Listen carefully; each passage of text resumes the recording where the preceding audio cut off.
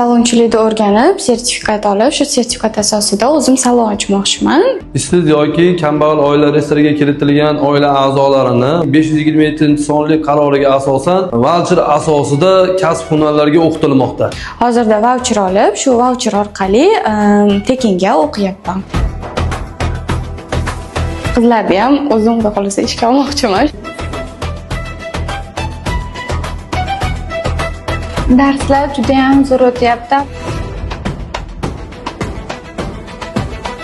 Imkoniyatlar bor, lekin hammasiga ham inson daromad tufayli mablag' yetmasligi mumkin. Shuning uchun bu yerga voucher orqali keldim.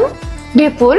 Davlatimiz tomonidan voucher asosida kelgan ayol qizlarimiz bilan darsimiz qizg'in ketmoqda.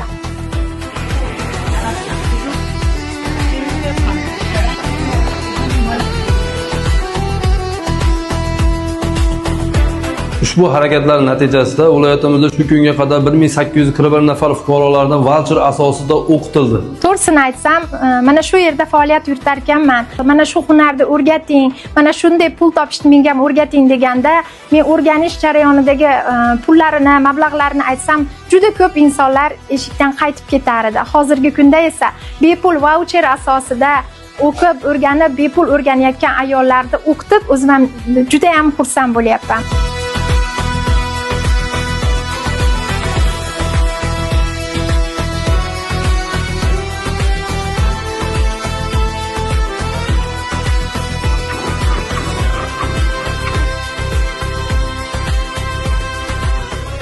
Ana shunday qo'llab-quvvatlash natijasida 978 nafardan ortiq fuqarolarni o'z mehnat faoliyatini yo'lga qo'yishga erishildi.